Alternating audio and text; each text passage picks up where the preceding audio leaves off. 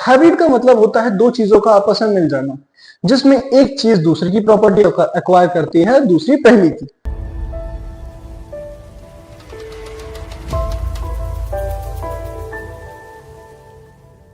Welcome to toppers academy. और आज हम लोग शुरू करने वाले हैं क्लास 11 के चैप्टर कार्बन एट्स कंपाउंड का एक इंपॉर्टेंट टॉपिक जिसका नाम है हाइब्रिडाइजेशन, जिसके बारे में आज हम जानेंगे कि एक्चुअली हाइब्रिडाइजेशन में होता क्या है, एटॉमिक ऑर्बिटल्स के बीच हो क्या रहा है, हाइब्रिडाइजेशन पढ़ने की आखिर नीड ही क्या है। सो हाइब्रिडाइजेशन होता क्या, पहले तो टर्म का ब्रेक डाउन कर लेते हैं। टर्म का ब्रेक डाउन करने से देखते हैं हाइब्रिड। हाइब्रिड का मतलब होता है mix. It comes from the word hybrid. अब हाइब्रिड का मतलब क्या होता है? हाइब्रिड का मतलब होता है दो चीजों का आपस में मिल जाना, जिसमें एक चीज दूसरी की प्रॉपर्टी एक्वायर करती है, दूसरी पहली की। इन दोनों के मिलने से एक नई चीज बनती है जो लगभग होती तो दोनों जैसी है, पर उन दोनों से कंप्लीटली डिफरेंट होती है। सो हाइब्रिडाइजेशन का मतलब है यहां पर दो चीजों का मेल होना। तो हाइब्रिडाइजेशन एक्चुअली होता क्या है? Hybridization is the mixing of atomic orbitals with one another to form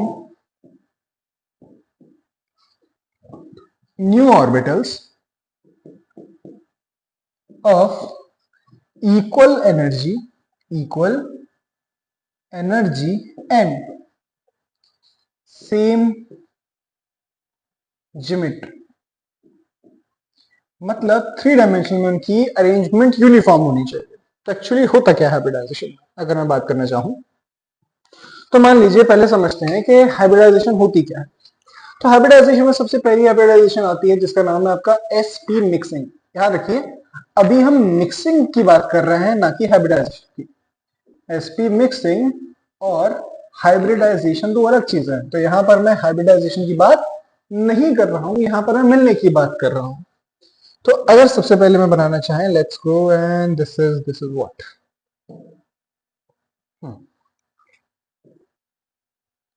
let's suppose ये है आपका S orbital.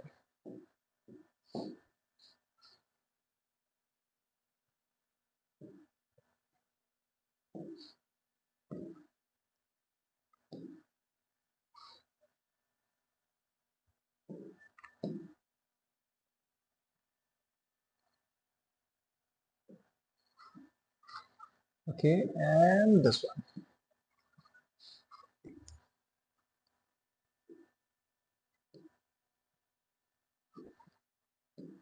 Okay, let's assume कि अभी आपके पास एक s ऑर्बिटल है, s ऑर्बिटल है, और दूसरा p ऑर्बिटल है। अगर आप गौर से देखें तो s ऑर्बिटल चारों तरफ से सिमेट्रिकल है। इसका मतलब अगर मैं किसी भी डायरेक्शन में जाने की कोशिश कर रहा हूं तो वहां पर मुझे इलेक्ट्रॉन्स के मिलने की प्रोबेबिलिटी एग्जैक्टली सेम है, जो कि 100% है। पर वहीं अगर मैं किसी ऑर्बिटल की बात करूं, स्पेसिफिकली किसी p ऑर्बिटल की, तो वहां पर एक पर्टिकुलर डायरेक्शन ही है जहां पर मुझे इलेक्ट्रॉन्स के मिलने की प्रोबेबिलिटी है, उसके अलावा नहीं। तो जब भी sp और मिक्सिंग होगी तो होगा क्या थ्री डायमेंशन में? असल में इसमें डायरेक्शनैलिटी है। p orbitals have directional nature of electron density. Electron density में एक डायरेक्शनल नेचर है। वहीं पर अगर s की मैं बात करूं तो इसमें इलेक्ट्रॉन डेंसिटी नॉन डायरेक्शनल, किसी एक पर्टिकुलर डायरेक्शन में अलाइन नहीं है, नॉन डायरेक्शनल। तो sp मिक्सिंग में होगा क्या? जब s p से मिलेगा, इसका मतलब क्या है? s थोड़ा सा p जैसा बनने की कोशिश करेगा और p थोड़ा सा s जैसा बनने की कोशिश करेगा। तो जो ज्योमेट्री कुछ निकलेगी वो कुछ ऐसी निकलेगी।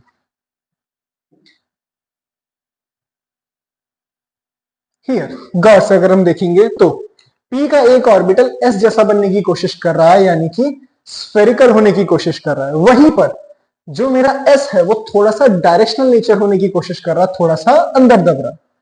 तो एसपी मिक्सिंग के दौरान ये होता है, जो आपके ऑर्बिटल्स मिक्स होते हैं वो जनरली एक दूसरे की प्रॉपर्टीज एक्वायर करते हैं। जैसे आप जनरली जब हाइब्रिडाइजेशन बनाते हैं तो कुछ बुक्स में इसे ऐसा बिग लोब और स्मॉल लोब करके दिखाया जाता है। ठीक है, बिग लोब का मतलब यह है ऑब्वियसली एस ऑर्बिटल ने ओवरलैप किया तो ज्यादा थोड़ा सा डायरेक्शनल नेचर पा लिया है, क्योंकि वो थोड़ा सा फ्लैटन होने लगा है। वहीं पर पी ऑर्बिटल थोड़ा सा साइज में लार्ज होने लगा है क्योंकि वो साइज में ग्रो करने लगा है एस ऑर्बिटल को एब्जॉर्ब कर। Not absorb but actually mixing की बात कर रहे हैं हम यहाँ पर। अब ध्यान रखिए हाइब्रिडाइजेशन में ये है कि आप जितने ऑर्बिटल्स को मिक्स करेंगे उतने ही नए ऑर्बिटल्स फॉर्म होंगे। फॉर एग्जाम्पल बात करते हैं, अगर मैं एक एस और 3 पी को मिलाता हूं तो जो हाइब्रिडाइजेशन बनती है, पहले एक काम करते हैं, अरे एनर्जी वाइज अरेंज कर लेते हैं। लेट्स सपोज आपके पास कोई एस ऑर्बिटल है, एस ऑर्बिटल्स की एनर्जी हमेशा लोअर होती है क्योंकि वो न्यूक्लियस के ज्यादा करीब लाई करते हैं। बट वहीं पर अगर मैं बात करूं किसी पी ऑर्बिटल की, वो एनर्जी में थोड़ा ज्यादा हाइयर होते हैं क्योंकि वो न्यूक्लियस से थोड़ा दूर होते हैं। अब होगा क्या, जब ये दोनों आपस में मिक्सिंग करेंगे, अब मिक्सिंग का ऑर्डर चाहे वो sp करें या sp2 करें या sp3 करें, अभी हम उसमें कंसर्न नहीं है, अभी हम बेसिक आइडिया डिस्कस कर रहे हैं। तो जब ये दोनों मिक्स होते हैं, ठीक है, तो क्या करते हैं, यहां पर एक नए किस्म के हाइब्रिड ऑर्बिटल बनते हैं डिपेंडिंग ऑन कैसी आपने मिक्सिंग की है। तो करंटली मैं अज्यूम कर रहा हूं कि मैं sp3 मिक्सिंग करा रहा हूं, एक s और 3 p को मिलाने की कोशिश कर रहा हूं। तो यहां पर जो नए 4 ऑर्बिटल बनेंगे, चारों के चारों sp3 हाइब्रिडाइजेशन के। ठीक, तो अब गौर से देखिए, तो अगर मैं बात करूं किसी एलिमेंट की बॉन्डिंग की, फॉर एग्जांपल कार्बन, जिसकी इलेक्ट्रॉनिक कॉन्फ़िगरेशन होती है 2s2 2p2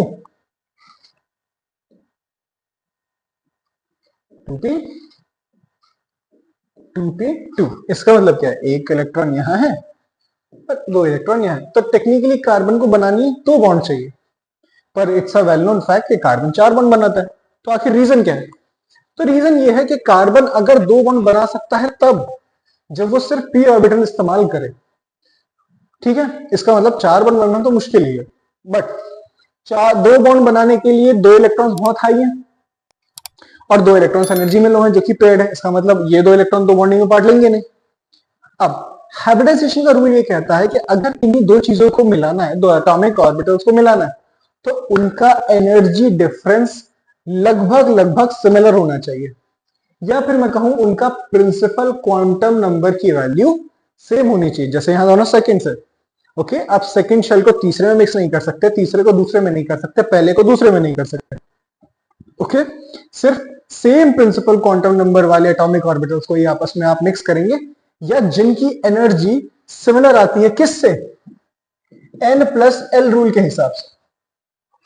ठीक, तो यहां पर एक और इलेक्ट्रॉन एनर्जी में हाई जाता है और एक इलेक्ट्रॉन एनर्जी में लो जाता है। अब गौर से देखिए, ऑल्दो कार्बन ने इलेक्ट्रॉन ट्रांसफर कर दिया हाइब्रिडाइजेशन के लिए, पर फिर भी इनमें एनर्जी का डिफरेंस है, यूनिफॉर्मिटी नहीं है। तो यूनिफॉर्मिटी क्रिएट करने के लिए कि जितने भी बॉन्ड्स बने वो सब इक्वल स्ट्रेंथ की बने और एक पर्टिकुलर ज्योमेट्री में अलाइन हो, क्योंकि जब बॉन्ड बनेंगी तो इलेक्ट्रॉन्स अगर अलग अलग ऑर्डर में अलग अलग स्ट्रेंथ पर बॉन्ड करेंगे तो चांसेस हैं कि उस बॉन्ड की एनर्जी में डिफरेंस हो, यानी मॉलिक्यूल की स्टेबिलिटी कॉम्प्रोमाइज की जा सकती है। तो स्टेबिलिटी को बचाने के लिए कार्बन अपने ऑर्बिटल्स को मिक्स करता है और सबको एक इक्वल एनर्जी पे लाता है कि सबके सब बॉन्ड बनाएंगे लगभग एक ही स्ट्रेंथ पर। तो उनमें कोई डिफरेंस नहीं चाहिए, यूनिफॉर्मिटी चाहिए ताकि रिपल्शन को मिनिमाइज किया जा सके। ये है मेन लॉजिक आपका हाइब्रिडाइजेशन का। ठीक, अब एक्चुअली हाइब्रिडाइजेशन एक्सप्लेन करके देखते हैं कि जब हाइब्रिडाइजेशन हो रही होती है तो एक्चुअली हो क्या रहा है एटॉमिक ऑर्बिटल्स के साथ। तो पहले हम लोग डिस्कस करेंगे sp3 हाइब्रिडाइजेशन।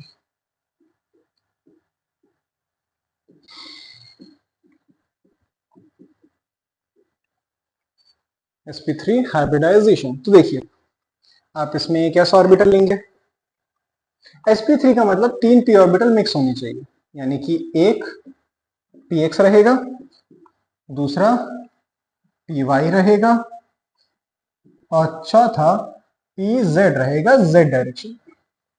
ठीक, अब होगा क्या, हम जानते हैं कि s और p के मिलने पर जो शेप आता है वो तो रेगुलर है, कुछ ऐसा शेप। sp मिक्सिंग कुछ ऐसी होती है ना, पर अब क्योंकि यहां पर ये s इस px से भी मिलेगा, इस py से भी मिलेगा, इस pz से भी मिलेगा, और 4 ऑर्बिटल के मिक्स होने पर 4 ही नए हाइब्रिड ऑर्बिटल निकलेंगे। उन चारों की ज्योमेट्री भी सेम होगी और इन चारों की एनर्जी भी सेम होगी। सो इस केस में अब गौर से देखिए, ये x अगर मैं एक्सेस बनाना चाहूं तो x y z ये तीनों ऑर्बिटल तीन अलग डायरेक्शन में है, पर प्रॉब्लम ये है कि s तो s चारों दिशाओं में इक्वली फैला हुआ है। तो क्या होगा, जब s इन तीनों p से मिलेगा तो ये p अपने थोड़े थोड़े डायरेक्शनल नेचर से हट जाएंगे, क्योंकि थोड़ा थोड़ा s जैसा बनने लगेंगे हाइब्रिडाइजेशन के दौरान। वहीं s थोड़ा थोड़ा सा अपने आप को एक पर्टिकुलर डायरेक्शन में अलाइन करने लगेगा और अपना नॉन डायरेक्शनल नेचर खो देगा। तो एक s और p की मिक्सिंग होने से हमारा ये शेप बनता है, दूसरा का मिक्स होने पर कुछ ऐसा, तीसरे के मिक्स होने पर ऐसा और चौथे के मिक्स होने पर कुछ ऐसा। ठीक है, ये चार ऑर्बिटल बने। अगर मैं इस चार ऑर्बिटल को आपको एक्चुअली शेप में दिखाना चाहूं तो ये है आपकी, पहले से मार्क कर लेते हैं, ये है आपकी sp3 हाइब्रिडाइजेशन। ठीक, चारों ऑर्बिटल मिक्स होने के बाद एक दूसरे पर ओवरलैप कर रहे हैं। चार ऑर्बिटल मिक्स हुए तो ये भी sp है, ये भी sp है, ये भी sp है, ये भी sp है। sp मिक्सिंग में, पर हाइब्रिडाइजेशन के हिसाब से ये क्या है, sp3 sp3 sp3। अब इस शेप को एक बार बना कर देखते हैं। तो एक काम करते हैं, एक छोटा सा क्यूब ड्रॉ कर लेते हैं, क्या है ना, समझने में ज्यादा आसानी होगी उसके साथ। एक cube and copy above and line.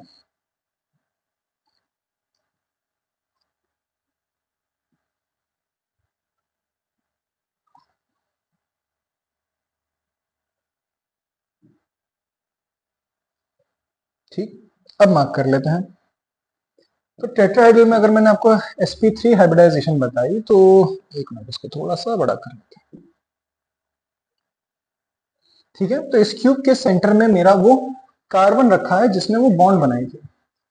ठीक, अब मैं अगर एक्सेस की बात करूं इस पर्टिकुलर एक्सेस में, तो एक्स एक्सेस आपका इस फेस पर है, ठीक है, जेड एक्सेस आपका इस फेस पर ऊपर है और वाई एक्सेस आपका इस क्यूब के फेस से बाहर आ रहा है। ठीक, अब तीनों एक्सेस अपनी अपनी जगह से थोड़े थोड़े हट गए, थोड़े थोड़े हट गए। तो इसका मतलब जो ऑर्बिटल px पर अलाइन था, अब वो या तो थोड़ा py की तरफ जा सकता है, थोड़ा pz की तरफ जा सकता है। तो मैं उसको थोड़ा सा यहां मान रहा हूं, उसे मैं यहां बना रहा हूं कि अब वो एक्स एक्सिस पर नहीं रहा। सिमिलरली जो मेरा दूसरा वाला था, ठीक, py पर, अब वो py पर नहीं रहा, वो वहां से थोड़ा थोड़ा हट गया। ठीक, इसके अलावा एक और बनाते हैं, जो मेरा z एक्सिस था वो थोड़ा सा यहां से हट गया। और कैसे बनाया, wait, it's not, it should not be here, this should be here and again this should not be here but it should be somewhere here। तो जो z वाला था वो z डायरेक्शन से हटकर हट गया, x वाला x डायरेक्शन से हट गया और y वाला अपनी y डायरेक्शन से हट गया। तो अगर मैं इसको बॉन्ड बनाने की कोशिश करूं, ठीक, तो पहली बॉन्ड ये कलर दूसरा,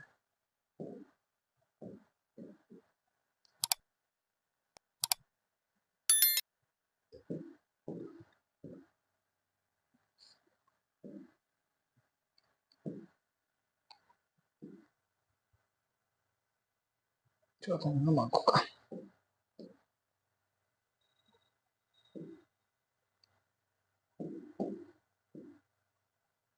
ठीक है, तो ये चारों ऑर्बिटल अलग अलग डायरेक्शंस में एक दूसरे को अलाइन कर लेंगे। अब जो शेप आएगी वो कुछ ऐसी आएगी।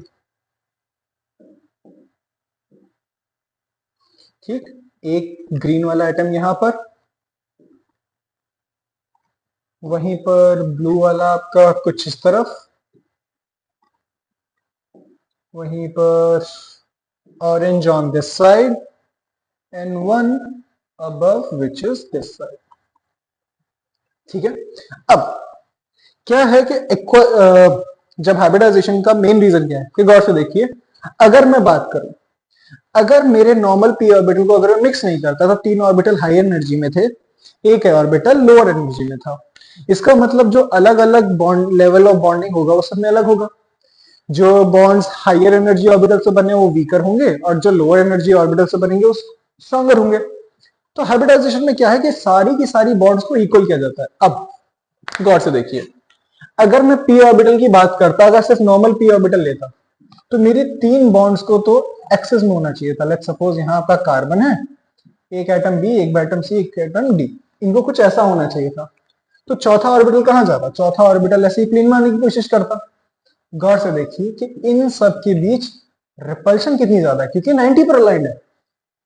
इस बॉन्ड में भी तो इलेक्ट्रॉन है एज पर वेस्पर थ्योरी, इसमें भी तो है, इसमें भी तो है और इसमें भी तो है, तो रिपल्शन तो ज्यादा है।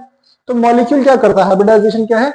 इस इलेक्ट्रॉनिक रिपल्शन को कम करती है और अपने सारे ऑर्बिटल्स को इस लेवल पर अरेंज करती है कि इनके बीच लगने वाला रिपल्शन कम से कम। जैसे कि अगर मैं बात करूं यहां पर, ये एंगल है 109 डिग्री 28 मिनट का। इस एंगल को पर्टिकुलरली बुलाया जाता है टेट्राहेड्रल एंगल। टेट्राहेड्रल एंगल, ठीक है। अब गौर से देखिए, ये 90 से ज्यादा है, 90 से ज्यादा। इसका मतलब क्या है? यहां पर इलेक्ट्रॉन्स में लगने वाली जो बॉन्ड अगर ये 90 है, तो अब ये थोड़ा सा बढ़ गया है, तो रिपल्शन क्या है? बॉन्ड के इलेक्ट्रॉन्स एक दूसरे से थोड़े दूर चलेगा, रिपल्शन घट गई। तो ये मेन कोर है हाइब्रिडाइजेशन का। बेसिकली वेस्पर भी चीजें एक्सप्लेन कर रही थी, पर हाइब्रिडाइजेशन इसका एक मोर लॉजिकल बेस प्रोवाइड कराती है बॉन्डिंग को इस्तेमाल करके, कि आखिर बॉन्डिंग हो ही क्यों रही है, बॉन्डिंग हो रही है तो किस ऑर्डर में होगी, किन ऑर्बिटल्स का इस्तेमाल किया जाए, ओरिएंटेशन क्या होनी चाहिए। ये सारा डिस्कशन आपका सिर्फ हाइब्रिडाइजेशन करती है, ना कि वेस्पर, ठीक है। ऑल्दो ये बेसिक आइडिया जो रिपल्शन, मिनिमाइज रिपल्शन का है, वो वेस्पर का दिया हुआ है। ओके, अब ये तो था जी आपका कुछ बेसिक आइडिया रिगार्डिंग हाइब्रिडाइजेशन।